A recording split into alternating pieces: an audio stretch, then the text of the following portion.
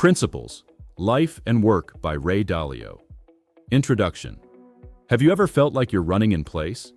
You set audacious goals, you work hard, but you keep hitting the same invisible walls. You make a mistake, feel the sting of failure, and promise yourself you'll do better next time, only to repeat a similar error down the line. It feels like there's a secret rulebook for success that everyone else has, but you. What if I told you that rulebook exists? And that it was written not by a guru on a mountaintop, but by a man who calls himself a dumb shit, who built one of the most successful investment firms in history from his 2-bedroom apartment. This is not just another self-help talk. This is an audiobook summary of a manual for reality. In the next hour, we will deconstruct the operating system for success created by one of the 100 most influential people in the world. We will explore the architecture of achievement, the mechanics of mistake-based learning, and the psychological barriers that stop most people from getting what they truly want out of life. We are diving deep into Ray Dalio's masterpiece, Principles, Life and Work. So, who is Ray Dalio? He's not your typical author. He's the founder of Bridgewater Associates, the largest and, by many accounts, most successful hedge fund on the planet. He grew up an ordinary middle-class kid who, by his own admission, was a worse-than-ordinary student with a bad rote memory. But what he did have was an intense curiosity and a relentless drive to understand how reality really works. This drive forced him to create a unique set of rules, of principles, that guided every decision he made, in markets, in management, and in life. He documented these principles, refined them over 40 years, and shared them with his company, creating a unique culture of radical truth and radical transparency that Fortune magazine called the apple of the investment world. And the result? Dalio's principles didn't just make him a billionaire.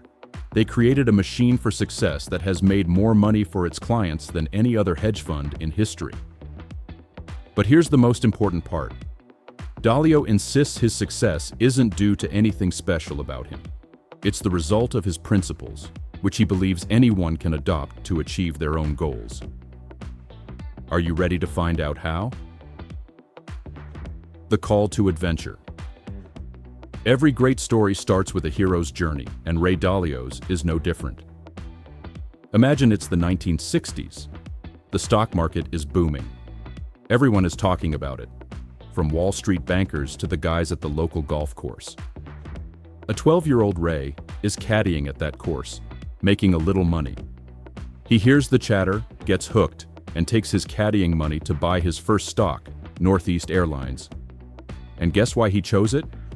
Because it was the only company he'd heard of selling for less than $5 a share. He figured, the more shares, the more money. A dumb strategy, he admits. But he got lucky. The airline was on the verge of bankruptcy and got acquired by another company. The stock tripled. And just like that, Ray was hooked. He thought making money was easy. But it wasn't going to be that simple. Life was about to hit him with a baseball bat.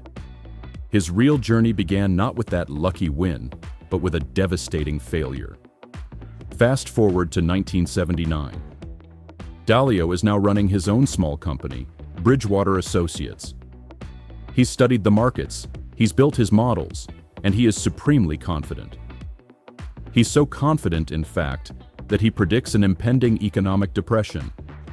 He goes on television, on the most watched market show, Wall Street Week, and tells the host, Louis Rukeyser, "I can say that with absolute certainty." But he was dead wrong. What Dalio thought would be a collapse turned into the beginning of the greatest non-inflationary growth period in US history. The market soared. And Dalio? He lost everything. He had to fire his employees, his friends. It got so bad, he had to borrow $4,000 from his dad to support his wife and 2 young children. He was back to square one, with nothing to show for his years of work, but the crushing weight of public humiliation. Have you ever been there? A moment of total failure, where everything you thought you knew was proven wrong? A moment so painful, it forces you to question everything? This is the abyss. This is where most people give up. But for Dalio, this was the most important moment of his life. Because it was in that abyss of failure that he discovered his first and most important principle. The secret engine of success. Pain. Reflection. Progress. Staring at his failure, Dalio realized his problem wasn't that his thinking was bad. His problem was that he was arrogant. He was so attached to being right that he couldn't see the truth. That painful mistake shifted his entire mindset. He went from thinking, "I know I'm right," to asking a much more powerful question. How do I know I'm right? And there it is. That's the engine. Pain plus reflection equals progress. Let that sink in. Pain plus reflection equals progress. Most of us are wired to run from pain. When we make a mistake, our ego screams. We feel shame, embarrassment. We want to hide it, forget it, and pretend it never happened. But what Dalio discovered is that pain is a signal. It's nature's reminder that there is something important for you to learn. Your painful mistakes aren't just failures. They are puzzles. And if you solve the puzzle, you get a gem, a principle that will prevent you from making thousands of similar mistakes in the future. This wasn't just a nice idea for him. It became his entire process. He made it a habit. Every time he made a painful mistake, he would stop. He would force himself not to move on. He would write down what happened, why it happened, and what he could do differently to prevent it from happening again. He turned reflecting on his pain into a discipline. This single habit, this one principle, is what took him from being broke and humbled to becoming one of the most successful investors in the world. It's the foundational loop that drives everything else. Can you see how powerful this is? It's a system for evolving, for getting better. Not by avoiding failure, but by embracing it. But how do you do that? How do you turn this idea into a concrete practice? Well, that brings us to the most practical part of his philosophy. The 5-step process. Your GPS for achieving any goal. If pain plus reflection, progress is the engine, the 5-step process is the vehicle. It's a simple, repeatable recipe for getting anything you want out of life. Dalio refined this process over decades, and it's brutally effective. Here are the 5 steps. Step 1. Have clear goals. This sounds obvious, but you'd be amazed how many people get it wrong. First, you have to prioritize. You can have almost anything you want, but you can't have everything you want. Life is a giant buffet. If you try to eat everything, you'll just make yourself sick. You have to choose. Second, don't confuse goals with desires. A goal is something you truly need to achieve. A desire is often a first-order temptation that gets in the way. For example, your goal might be physical fitness, but your desire is to eat that delicious, unhealthy cake. Acknowledging the difference is crucial. And finally, never rule out a goal because you think it's unattainable. Be audacious. What you think is possible today is just a function of what you know today. Once you start moving, you learn, and new paths appear. Step 2. Identify and don't tolerate problems. Once you have your goal, you will inevitably encounter problems. These problems are the barriers standing between you and what you want. The key here is to view these painful problems not as frustrations, but as opportunities for improvement that are screaming at you. Most people don't like to do this. It's uncomfortable, especially when the problem points to a weakness in themselves or someone they care about. You have to get over that. You must develop a fierce intolerance for badness of any kind. Don't just sweep problems under the rug. Bring them to the surface. Stare at them. Step 3. Accurately diagnose the problems to get at their root causes. This is where most people fail. They jump from identifying a problem straight to a solution. That's a huge mistake. You need to become a doctor for your problems. A good doctor doesn't just treat the symptoms. They diagnose the underlying disease. You must distinguish proximate causes from root causes. A proximate cause is an action. For example, I missed the train because I didn't check the schedule. But the root cause is the reason behind that action. It's an adjective. I didn't check the schedule because I am forgetful. You can only solve problems by eliminating their root causes. Step 4. Design a plan. Once you've diagnosed the root cause, you need to design a plan to get around it. Think of your plan like a movie script. Visualize who needs to do what and when. If your problem is that you are forgetful, your plan might be to set 3 alarms on your phone before you need to leave for the train. It's about creating a new system, a new machine, to work around your weakness. You must write this plan down for everyone to see. It makes you accountable. Step 5. Do what's necessary to push these designs through to results. This is the final, crucial step. A great plan is useless without execution. This requires discipline. You need good work habits. Create to-do lists and check them off. Establish clear metrics to track your progress. If you're not hitting your targets, that's just another problem that you can now feed back into step 2 of the process, and that's the loop. Goals, problems, diagnosis, design, doing. It's a perpetual motion machine for personal evolution. By doing this over and over again, continuously, you create an upward spiral of success. Interesting, isn't it? It seems so simple, yet so few people actually do it. And you know why? Because of 2 giant barriers that are hardwired into our brains, defeating your 2 worst enemies. Dalio argues that the 2 biggest barriers to success are your ego and your blind spots. Let's talk about your ego.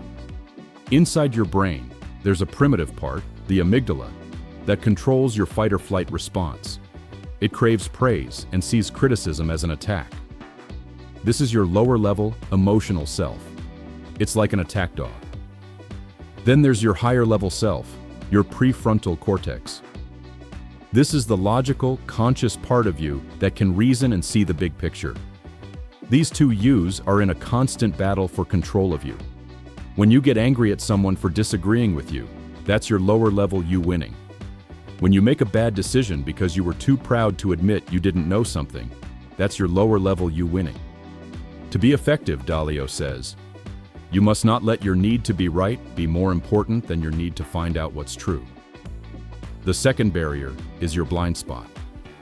We all see the world through a distorted lens. Some of us are big-picture thinkers who miss the details. Some of us are linear thinkers who can't think laterally. These are physiological differences in how our brains are wired. The problem is, you can't appreciate what you can't see. A colorblind person doesn't know what it's like to see the color red. It's the same with your thinking. Your way of thinking prevents you from seeing certain realities, and you don't even know it. So what's the solution to these 2 devastating barriers? It's a concept Dalio calls radical open-mindedness. This isn't just about being open to being wrong. It's an active, aggressive process. It's motivated by the genuine fear that you might be missing the best possible answer because of your ego or your blind spots. It's replacing your attachment to being right with the joy of learning what's true. How do you practice this? First, you have to sincerely believe that you might not know the best path. You have to embrace the state of not knowing. Second, you must see decision-making as a 2-step process. First you learn, then you decide. Don't let your ego make you jump to deciding before you've learned. And here's the most powerful technique Dalio offers for this. He calls it triangulating with believable people. What does that mean? It means finding the smartest people you can who disagree with you, not people who agree with you. People who will challenge you, who will see things you can't see. But not just anyone. You need believable people. And who are they? They are people who have won. repeatedly and successfully accomplish the thing in question. And 2, have great explanations for how they did it when you probe them. Dalio lives by this. Remember his medical story? One top doctor told him he had a precancerous condition and should just wait and see. Another top doctor said he needed a radical surgery that could cripple him. A third said it could be managed with simple, regular checkups. Instead of picking one, he triangulated. He had them talk to each other. He listened to their disagreements. He probed their reasoning. And what did he ultimately find out? After one of the simple procedures, it turned out he didn't have the dangerous condition at all. Triangulating with believable people may have saved his life. Can you see how important this is? This is the art of thoughtful disagreement.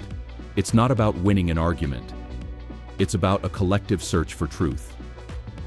But what if you're not the CEO of a company or have access to world-class experts? It doesn't matter. This applies to every area of your life. It could be your friend who is great with money, your colleague who is brilliant at marketing, your partner who has amazing emotional intelligence. Find the believable people in your life and have the courage to explore their reasoning, especially when it contradicts your own.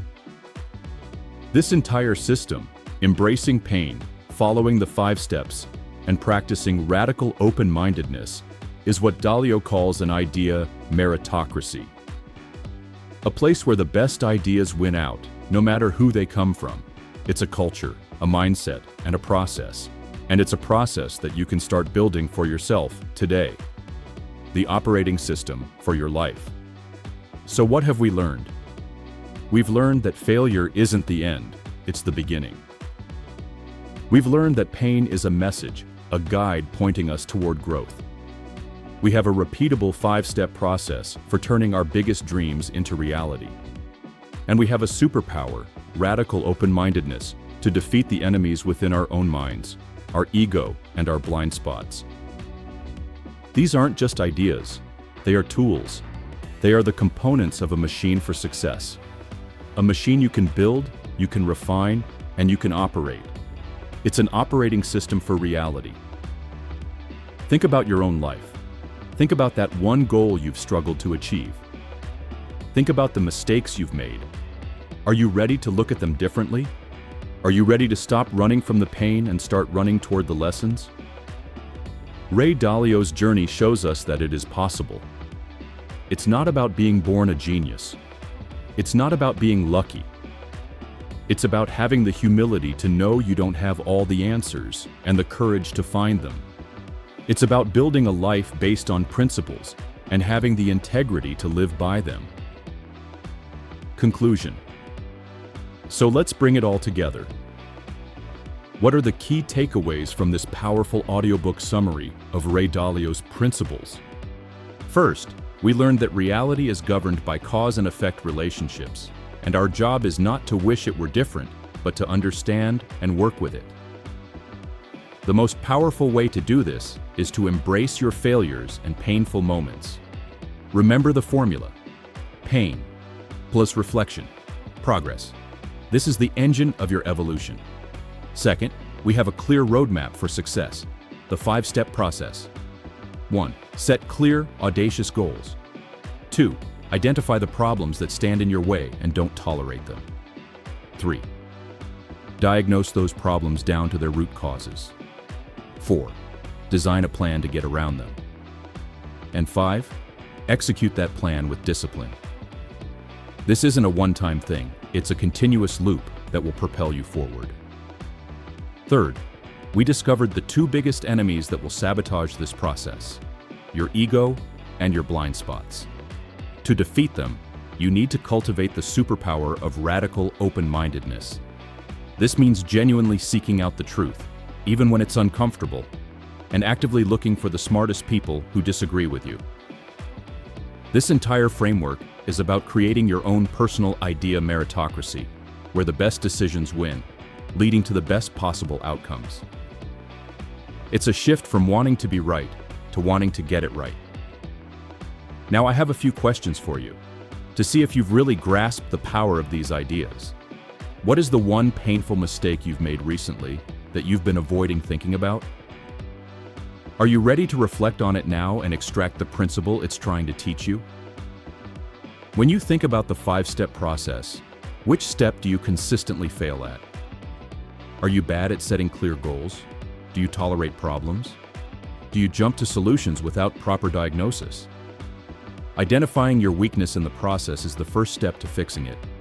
And finally, who is the most believable person in your life that you disagree with on something important?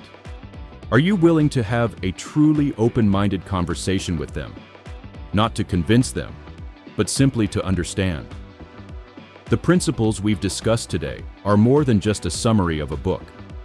They are a call to action, a challenge to live differently, to be more truthful, more open, more systematic, and ultimately more successful.